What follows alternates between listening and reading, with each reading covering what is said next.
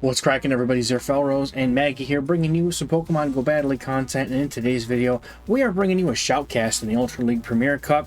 Thank you to fellow battler and trainer member of the community, bringing us some battles today with a team featuring XL Ferrothorn, XL Jellicent, and Dragonite. Pretty interesting team. I remember back in the day when I built a Ferrothorn many seasons ago, and I used it literally twice and never touched it again. So I'm excited to see how this trainer utilizes XL Ferrothorn in this meta, as it's not really been relevant for a while. So let's jump right into the battles here. And if you'd like to submit some battles for some shoutcasting on the channel, I have a link in the description to a document, Google Doc you can fill out, send the battles over this way, and be happy to get it on the channel, because I'm going to be taking the next 2 weeks off or so of doing my own battles on the channel. So if anybody would like to submit some shoutcasting, I certainly don't mind the content, because I'm not playing Open Mastery because I don't have anything for it, and I'm not really into Little Cups and Catch Cups, so you won't see me doing any of my own battles for the next 2 weeks, but I will still be putting out regular content as normal. So just check out the moveset on this Ferrothorn and the rest of this team. This is a moveset that I can appreciate. Now, just because I realized that I don't have it up, I'm going to go grab my button, because that flash cannon absolutely deserved some recognition here. So let me just, a little bit of a delay, but it's going to happen. There you go. I put the button up so it's ready to go. I can respect a moveset on Jellicent and Ferrothorn that don't have these crappy little bait moves. I can't stand sitting in a matchup with a Jellicent when it's slinging bubble beams at me every 3 seconds. It just infuriates me, so I appreciate when somebody isn't running that kind of a moveset. So Bring You Back is going to be matched up against this Clefable with their Jellicent, and they're going to be able to sling Shadow Balls at it, and that's going to do some significant damage, and the Clefable is forced to throw its energy now. I didn't quite catch how much damage the oh, now the Ferrothorn is it's pretty toast. So unfortunately, okay, that was looking like trying to make a catch or something there, but I don't know quite what happened. But anyway, Tentacruel, XL Tentacruel is going to come in, and Dragonite has a lot to do, and I just realized it's a shiny Dragonite, so that is a that's a mistake. That needs to be updated. We need to appreciate the shiny Dragonite. So I'm just going to make that switch for you real quick, and then yeah. There we go. Shiny Dragonite in the picture. Cool. So Tentacruel is going to probably outbulk the rest of this team, unfortunately. Oh, with an Acid Spray, that's not fun. Oh, so close. But unfortunately, it looks like the Tentacruel is going to be able to take out, and that's unfortunately going to be a good game. So let's get into the next one here. I'm going to pay a little bit more attention this time. So we got Walrein on the lead. This is where you like to see it. The Walrein lead, I mean, Ferrothorn does a very nice job of just completely walling Walrein, and the opponent brings in a Talonflame to catch the Power Whip on alignment. So the unfortunate thing about that is the Power Whip is double resisted, but Dragonite is an extremely solid answer to this Talonflame here, especially considering that this allows us to keep it off of the Walrein. And Talonflame, I think, just has to go for Brave Bird here and just fall. Yep, Brave Bird almost KOs the whole Dragonite, though. That is huge. I do not know how much damage that does until now, but the Talonflame safely shields, and now the Jellicent is going to come in and probably just farm it all the rest of the way down. They are going to be able to get to another Brave Bird, however, and Bring You Back is going to respect it and shield. And now we're going to leave it up to Ferrothorn and Jellicent, 1-to-1 shields, just to see what's in the back here, because they're probably not bringing in their Walrein. Never mind, they're going to bring in the Walrein. So we're going to go for a Shadow Ball here against this Walrein. Hopefully do a bunch of chip damage, chunk damage, whatever you want to call it, to take out some HP. And it's a Shadow Walrein, so that does a fairly decent amount of damage, and there are no baits on this team at all whatsoever. So there's no need to play that game. Earthquake is going to do some fairly decent chunk damage to this Jellicent, but the Jellicent is going to fire back with a Shadow Ball. And Ferrothorn, I feel like Ferrothorn likely comes in after this just to try. Yep, there's the Ferrothorn. We're going to see what the opponent's got in the back, and they've got a Nidoqueen. Not a great answer to Ferrothorn. Ferrothorn kind of core-breaking this team here, and the only saving grace, oh, you sleepy little baby, that's why you should have gone to bed. She said, I wanted to watch another battles. I want to watch more battles and Shoutcast with Daddy, but I don't sleep. Look at how sleepy you are, silly girl. Earth Power is going to do a fair amount of damage to the Ferrothorn, but we're going to overfarm here, it looks like, and go for another Power Whip. And this baby is so sleepy. Power Whip is going to probably take out the Nidoqueen from this range. Yes, I know, sweetheart. I know you're tired. You should have gone to sleep. I know that the battles are exciting. So Ferrothorn was able to finish off the Nidoqueen and get to a Power Whip just in time to take out the Walrein, and that is a good game. Very well played. Ferrothorn against another Walrein here. This is a really nice place to see that Walrein, and they're going to come in with a Crobat. And I'm not really sure what you come in with here. I guess, yeah, you just come in with a Dragonite, I suppose, just to keep it away from the Walrein. So Crobat, however, is... It's got the potential to flip this matchup if it plays it right. Now, it's a Shadow Crobat, and you got to wonder if you got to call the Poison Fang. If you call the Poison Fang, you're in a good spot. But if they do a Shadow Ball here, just a Poison Fang. This is going to be pretty flippable now by the Dragonite. If the opponent had gone for the Shadow Ball straight up, they probably would have been able to flip switch here. But Bring You Back decides not to shield. He's going to put all of his faith in the rest of this team here and not care about switch advantage. So Jellicent is going to come, and is it going to bubble all the way down? It bubbles all the way down before the Crobat can get to a Shadow Ball. That energy gain is huge because the Walrein now comes in against it. And I wonder what they've got in the back. If that's a Trevenant. It's usually a Trevenant. A Trevenant would have come into the Jellicent for sure. They shield up a Shadow Ball as well, which is really telling that whatever they've got in the back is not a fan of Jellicent. Could be another person running a Talonflame in the back, potentially. Maybe double flyer with the Walrein. So we'll see. Icicle Spear Bait is not going to affect this Jellicent whatsoever. Jellicent is going to go for another Shadow Ball again. This team has bait. We're so dang cute. I wish you could have seen that. She's just... yeah, it's adorable. So once again, just like the last game, Ferrothorn is going to come in against the Walrein, and we're going to see a Toxicroak. Now that's why this Ferrothorn is... Yeah, that's what this Toxicroak's going to be like after it gets hit with a flash cannon. You know what? That's going to just... We don't do baits here. Only nukes. Flash cannon. Hits the Toxicroak, puts it within Power Whip range almost. Not quite able to take out the Toxicroak, but with 2 shields, this is a pretty much a good game here. GG's. The Walrein just needs to get slapped by a Shadow Ball or 2. Well, 2 Shadow Balls. So do you call the bait? You got to call... I think you have to call the bait here. Yep, there's the Icicle Spear Bait. The opponent did not throw the Earthquake and going to get this Shadow Ball off. And now with 1 shield, you certainly are going to be able to get to the... you're going to be able to get to another Shadow Ball before the opponent's Walrein can get to basically 2 moves at all. So safely shield this up and then go for the Shadow Ball, and that'll KO the Walrein, and that is a good game. Once again, very well played. Some close battles in this 2700 elo range with these battlers here. Very nicely done. Shadow Ball's taken out that Walrein, and that is a good game. So we're going to get into the next match here, and that's going to be a Ferrothorn against a Talonflame. You don't want to see this. This is disgusting. So safe swapping into the Jellicent. I like the safe swap with the Ice Beam Shadow Ball, and the opponent brings in a Walrein here, and that is not the most solid response to a Jellicent, and that is going to allow potentially Bring You Back to flip switch on this opponent here and align possibly the Dragonite to the Talonflame. Now, we saw earlier how much damage a Brave Bird was going to do to the Dragonite, so ideally you do want to keep a shield for the Dragonite just to ensure that it doesn't get clapped by a Brave Bird, but definitely need to make sure that we don't take an Earthquake here, because then you are subject to shielding Icicle Spear Baits, and those just feel bad. So Walrein is going to take another Shadow Ball and be able to be farmed down here. You can easily tank an Earthquake here and let it go, and that is exactly what Bring You Back is going to do with their Jellicent. Just let it go.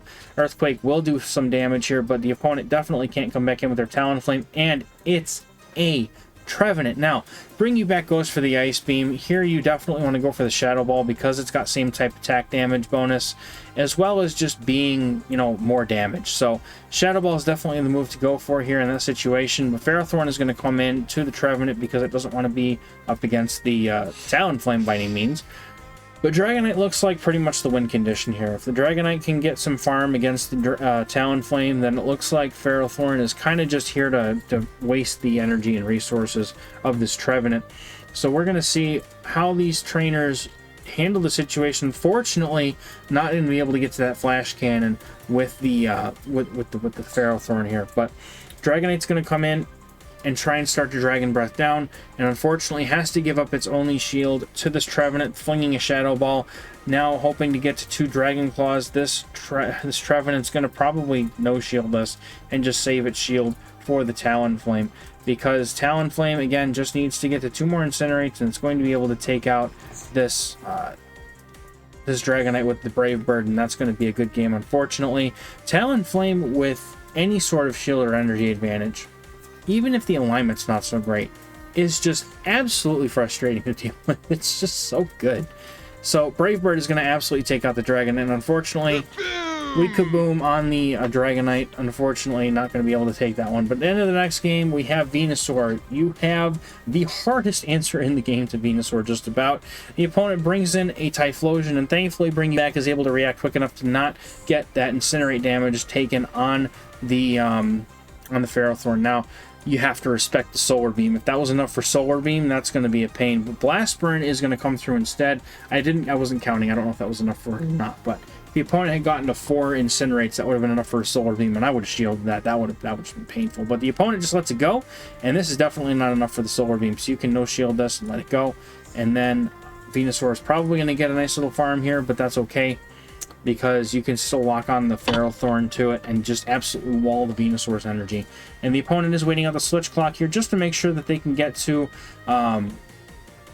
switch as soon as they see that Ferrothorn, so the Ferrothorn can't get any free energy. But the opponent is not able to take out the Jellicent before an Ice Beam comes through, and that is going to take out about half the HP of the Venusaur, doing plenty of damage, and Ferrothorn is going to come in to meet the Venusaur and try to get some more energy as it just walls the entire moveset of the Venusaur. So the opponent is most likely going to have to switch out. If the Sludge Bomb is absolutely not going to do enough damage to make this even remotely count. And with some good timing there almost, it looks like the opponent was able to get to a move first, but otherwise very nice on the timing of that Flash Cannon. Another Sludge Bomb comes through, and I mean, Flash Cannon's just going to take out the Venusaur, and apparently the opponent doesn't like whatever's in the back. I'd hazard a guess that it's probably a Walrein. So we're going to see what's in the back. The opponent's got 2 shields, and look at that, it's a Walrein. So Walrein is going to come in, and now hopefully what you can do, I mean, what I would do here, if I was this trainer, is I would use both of my Power Whips here to get the shields off of this Walrein, save at least 1 shield, if not 2, to be able to get to the superpower against the Walrein. Now, there's several different ways you could do this. The opponent, Bring You Back, the trainer here, is looking to just sack the Dragonite, I think. Gonna shield up, gonna go for the superpower, but the only thing that I can see going possibly wrong here is that the opponent can now probably just farm down, if not just outright get the 2 moves here. Definitely would have wanted to get the shield with the other Power Whip before, but thankfully the opponent does throw their energy here, which gives a wide opening for Ferrothorn to win this game. I think the opponent maybe lost track of the energy, but thankfully Ferrothorn's going to be able to get this Power Whip off. Now, I think that the best way to do that would have been to save the shield for Dragonite, get both shields right away with the Power Whip, because I don't think an Icicle Spear from Ferrothorn will take out the Ferrothorn from that range, but and then save the shield for Dragonite and get that superpower of KO. But either way, we got to win. And another dominating lead here against the Swampert, Shadow Swampert. Now, they're going to come with a Skarmory. And unfortunately, there's not really a hard answer to this. So Jellicent's going to be the Pokemon that comes in here. Makes the most sense, as Ferrothorn and Dragonite both kind of get walled by XL Skarmory here. And it's a shiny Skarmory, no less. So the opponent is absolutely just doubling down on their flex. And they go straight for Brave Bird. They don't even care. So I think the opponent is probably looking to just let this go and then maybe get some farm. Yeah, you just let it go. The opponent doesn't really seem to, they're just gonna let it go, and not really sure what the opponent was doing there, but that's okay. They just kind of let their Skarmory go, just went for a Brave Bird for some damage, but that's going to enable Bring You Back to be able to get to the Shadow Ball and take a bunch of damage or shield off of the Swampert. Shadow Ball connects and does about half the HP of the Swampert, and Swampert's not going to be able to farm this thing down. It's going to have to throw the energy it's got, which means Ferrothorn's still going to be able to get locked onto this thing with 2 shields, and Dragonite also a dominating answer to this. And now Dragonite is going to come into a Talonflame, and there's a cranky little girl. No, cry, baby. You're crying because the Talonflame's about to get his butt beat. So Talonflame comes in, and this time goodness. We know shield. What could have been a flame charge? Now I don't know. Just no shield. What could have been a flame charge? Now I don't know. Just matchup knowledge here. The Dragonite absolutely. Oh, baby. The Talonflame absolutely dominates this in the 0 shields, but you put up both shields because the Dragon Breaths will absolutely add up. We go for the 2 shields here. A much better situation, but now Bring You Back is forced to deal with this Talonflame with the Ferrothorn, and this is a very, very harrowing situation here. So we're going to see just how this does. Hopefully, the Flash Cannon is going to be able to take out the Brave Bird. And I don't know if this is a winnable game at this point, folks. Definitely looking in hindsight, obviously, is always 2020, and they catch a Flash Cannon on the Swampert. That's disgusting. Oh, goodness. All right. So, unfortunately... Oh, you want to go straight to mommy, don't you? Yeah, there you go, baby girl. Now we're happy.